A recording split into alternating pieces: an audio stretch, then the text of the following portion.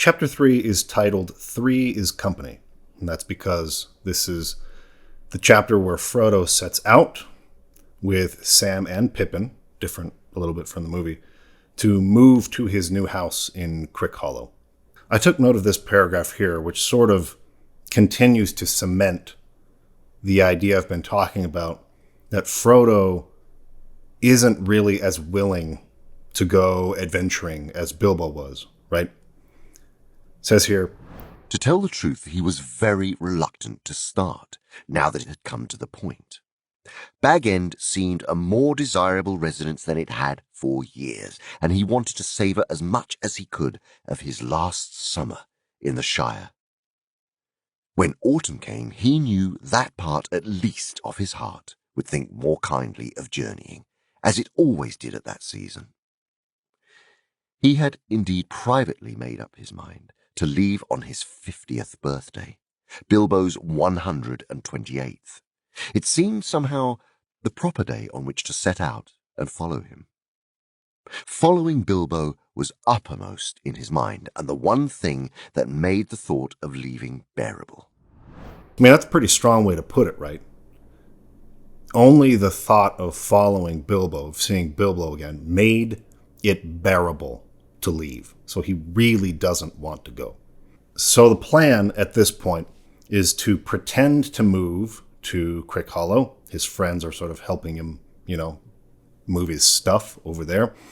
And then he's going to leave from there, and hopefully it will take a while before people realize he has gone. So he wants to create a believable story that he didn't just disappear like Bilbo did, but actually move to a different part of the Shire. At that point, he's going to head to Rivendell. That's where Gandalf has told him to go. According to Gandalf, that journey should not prove too perilous, though the road is less easy than it was, and it will grow worse as the year fails. This continues to sort of reinforce this point. The Shire had seldom seen so fair a summer, or so rich an autumn. The trees were laden with apples, honey was dripping in the combs, and the corn was tall and full. So you can see how hard it is on him, how much he savors these last few months in the Shire, and how he just doesn't want to leave at all. They've made Sam's leaving part of the plan too. So Sam is going there under the pretense that he's going to be Frodo's gardener in Crickhollow, as the gaffer was for Bilbo here in the Shire. So that's all been agreed to and arranged. This is one of the most interesting passages, I think, from any of these novels. It's the part where the fox is sort of passing as the hobbits are sleeping on the way. And it says, a fox, passing through the wood on business of his own, stopped several minutes and sniffed. Hobbits, he thought. Well, what next? I have heard of strange doings in this land, but I have seldom heard of a hobbit sleeping out of doors under a tree. 3 of them. There's something mighty queer behind this. He was quite right, but he never found out any more about it. I think that people get a little bit hung up on this particular passage there, trying to find out what type of mythological creature this fox was. I don't think it was meant to be taken all that seriously. This actually reads similarly to me as The Hobbit. It has sort of that whimsical, sort of funny, comical feel to it, more lighthearted. I don't think this fox was some mythological creature that could speak and think. It's just a passage that's meant to be funny, kind of like in a children's tale or something like that, which The Hobbit was, right? The Hobbit was written as a children's book. And this, to me, gives the same vibes. But yeah, I was watching a video the other day, and there's people talking about whether this is a shapeshifter or something like Beorn, who can, transform into a bear or something like that. And I don't know, maybe that's the case, but I really think it was just kind of a funny little passage that he threw in there to demonstrate how easy it is to sort of pass by things on our way, as we're going throughout our day, and not really understand something important that might be going on right beside us, right? we sort of give it a passing glance and move on our way and think, that's interesting, and then never think about it again. And it could be something, as urgent and important as this mission.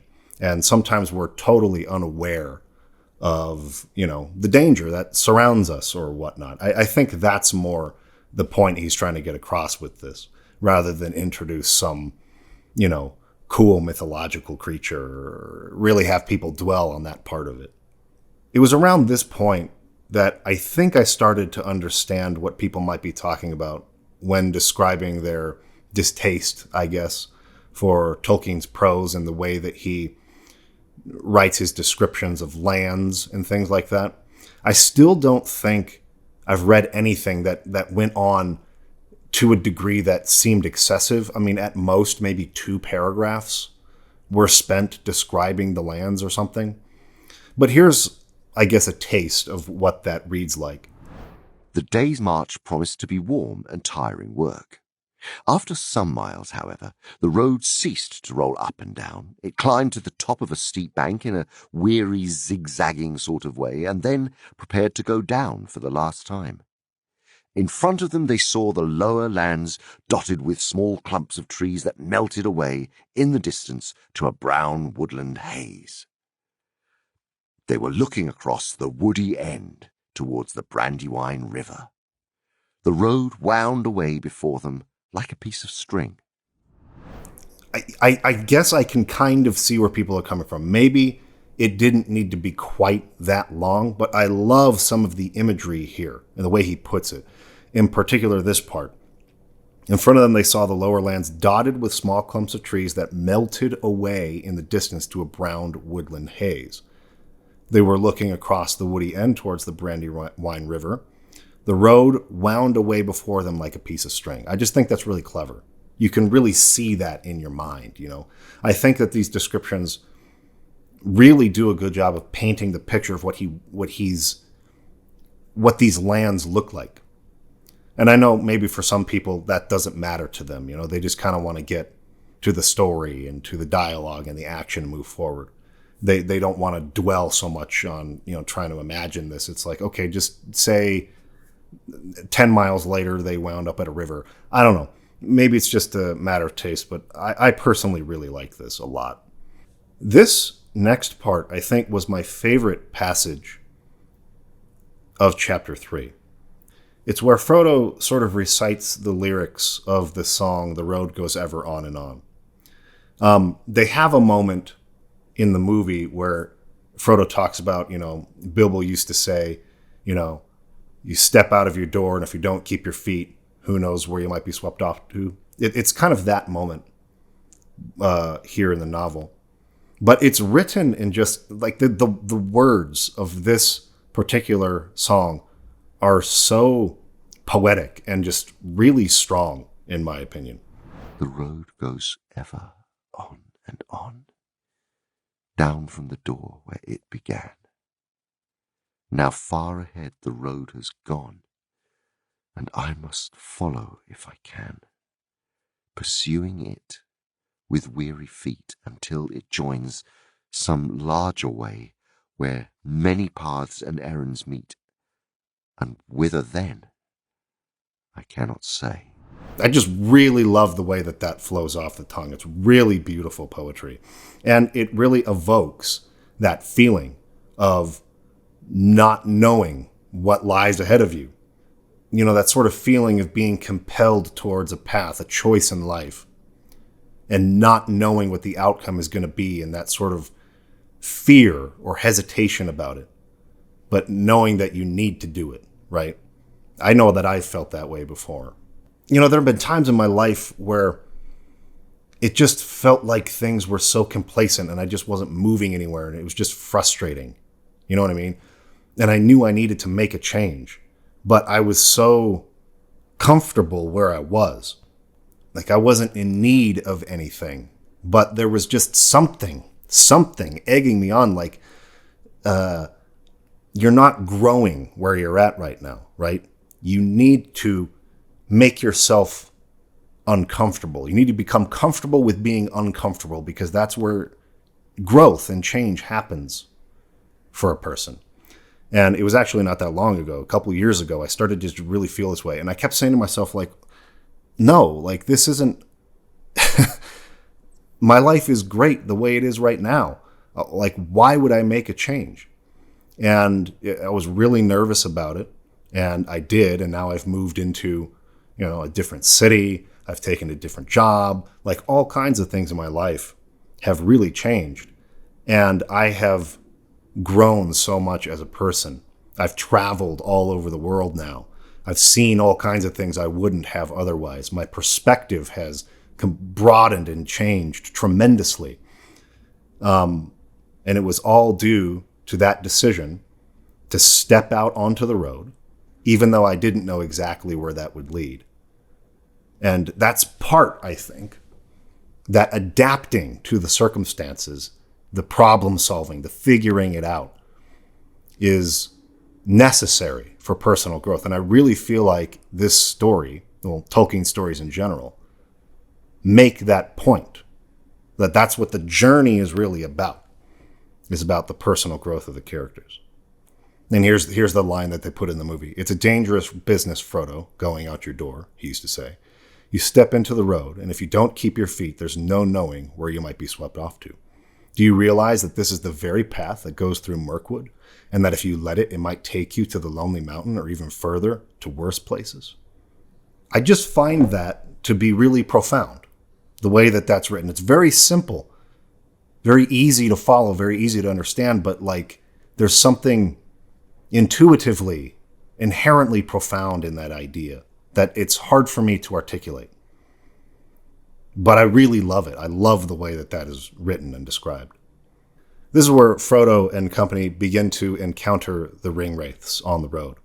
The first time they're walking along the road and they just hear some hooves, Sam does, in the distance, and they decide to get off the road because Frodo's just tired of people being aware of what he's doing and asking questions. But it turns out it was actually one of these black riders. I think there's 3 encounters here in this chapter with them.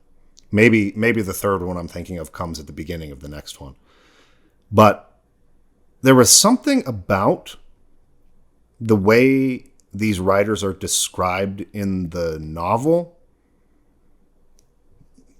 that came across a little differently than in the film. Like, obviously, the black cloaks, the invisible face, the giant black horses, all of that is similar.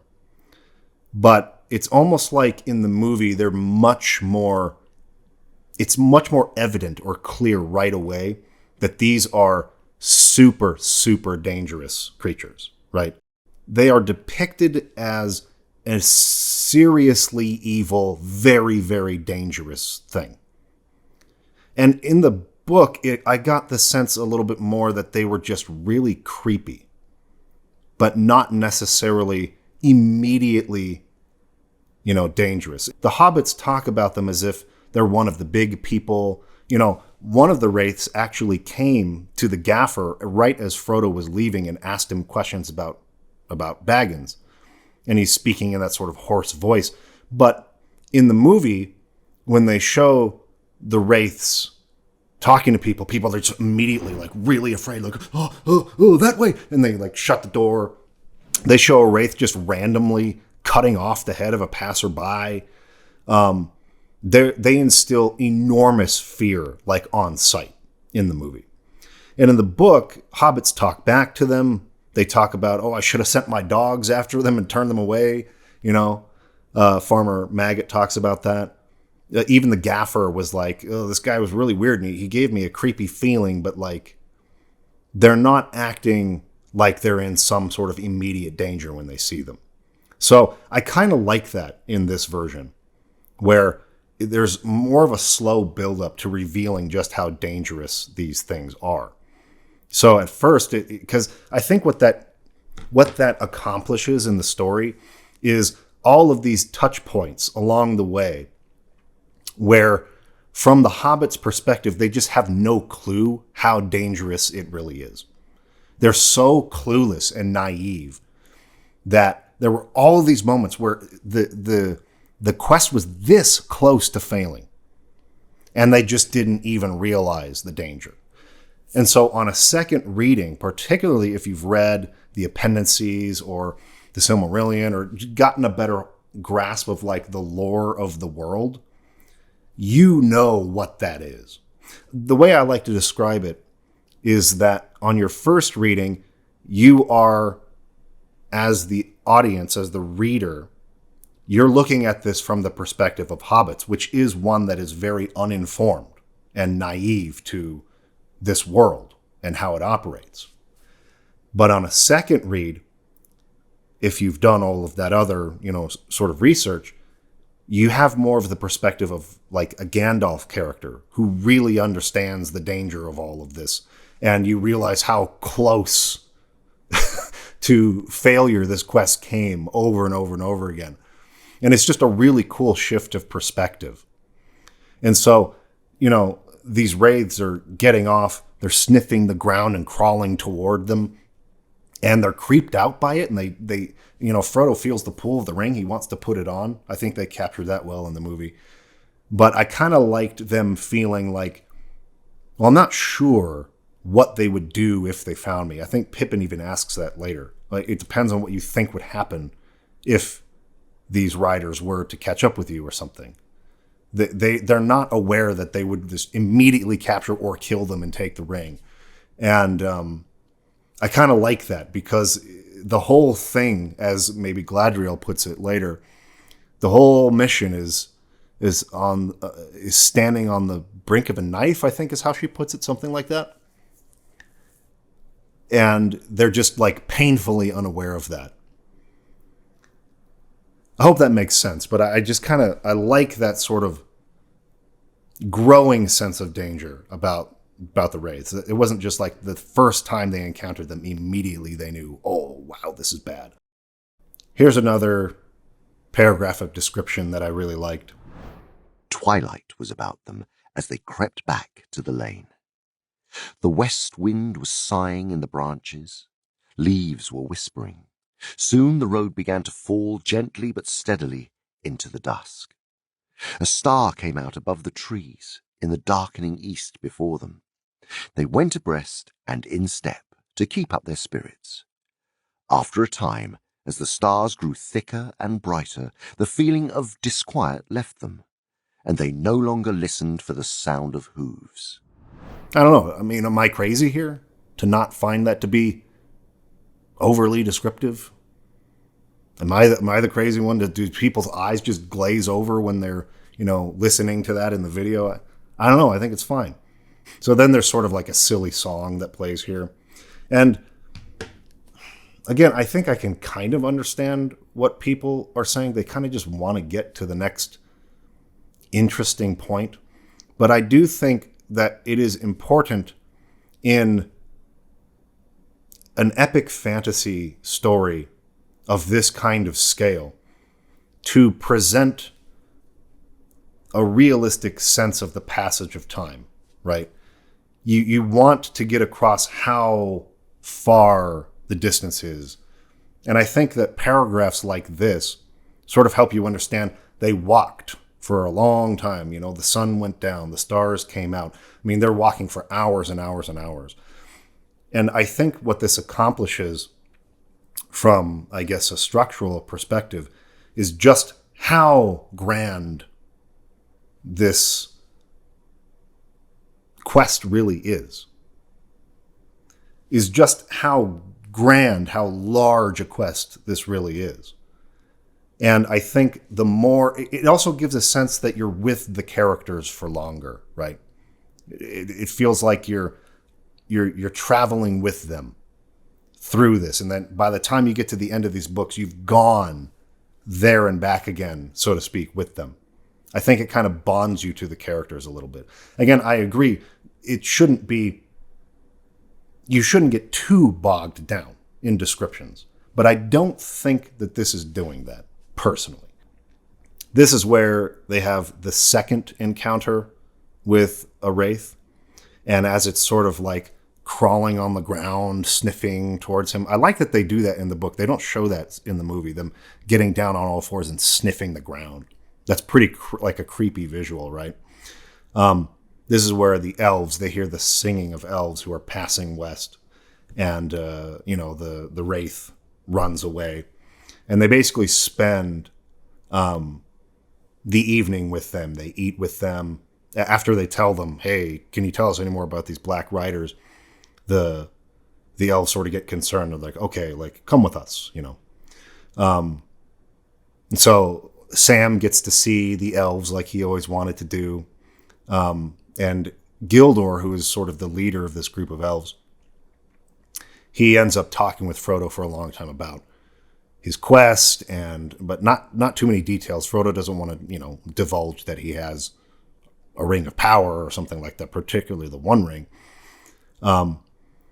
But he's asking for advice, and it's a nice little passage where you were again right on the cusp of danger, and then you get a little bit of a reprieve from that, and a little bit of world building and I guess culture building for elves. The difference between elves and hobbits. There's so many good lines like this too, where if you have read the Silmarillion, you'll go, "Oh my gosh, that's crazy." Gildor says that he's of the house of Finrod. Finrod is one of the chief elves of the Noldor. And I'm not going to get into all the details of what the Noldor are or whatever. But again, on subsequent reads of the story, you read it the first time, you're like, I don't care about Finrod. Who's Finrod? You're just throwing names at me. But then you go through after learning more and more and more about the world, and all of a sudden that's so cool that he threw that in there, right? It ties his whole world together and just makes it feel so convincing. It's great. Again, another great paragraph of description. Away high in the east swung Remirath, the netted stars, and slowly above the mists red Borgil rose, glowing like a jewel of fire. So he's even naming his stars, his constellations. But here's another thing I thought was interesting about this as we go on. Then by some shift of airs all the mist was drawn away like a veil, and there leaned up, as he climbed over the rim of the world, the swordsman of the sky, Menelvagor, with his shining belt. Tolkien has talked before about how this mythology was actually meant to be like ancient, really, really ancient history of our own planet, of planet Earth, like way before recorded history that we actually have.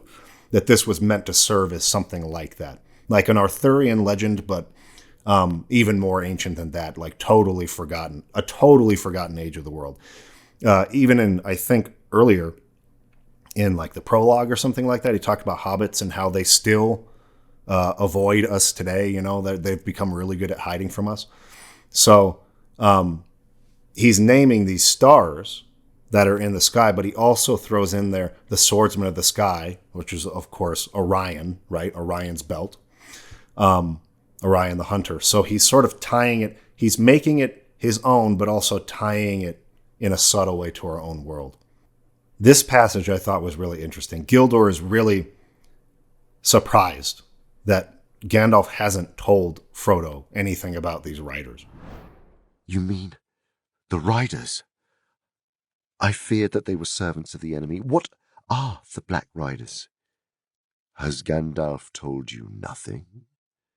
Nothing about such creatures? Then I think it is not for me to say more, lest terror should keep you from your journey. For it seems to me that you have set out only just in time, if, indeed, you are in time. So yeah, I love how naive the hobbits are to their danger, like I said earlier. And Gildor hinting at it now. Then I better not tell you, because if he didn't tell you, it must have been for a reason. This is these guys you need to avoid. I liked this too. Frodo talks about, I can't believe this kind of danger has reached us in our own Shire. And Gildor putting in perspective the ownership of the land, right, for hobbits. But it is not your own Shire, said Gildor. Others dwelt here before hobbits were, and others will dwell here again when hobbits are no more. The wide world is all about you. You can fence yourselves in, but you cannot forever fence it out. Yeah, puts it in perspective. We seem to think about countries, borders, and things like that as ours. This is our country, our land. It's really not. And I just love how beautifully that was put there. So Frodo begins asking Gildor for advice. Like, what should I do? Should I wait for Gandalf? Should I go? Like, I don't know what to do. And this was kind of a funny back and forth between them. That Gandalf should be late does not bode well. But it is said, do not meddle in the affairs of wizards, for they are subtle and quick to anger. The choice is yours, to go or wait. And it is also said, answered Frodo, go not to the elves for counsel, for they will say both no and yes. Is it indeed? Laughed Gildor. Elves seldom give unguarded advice, for advice is a dangerous gift, even from the wise to the wise, and all courses may run ill.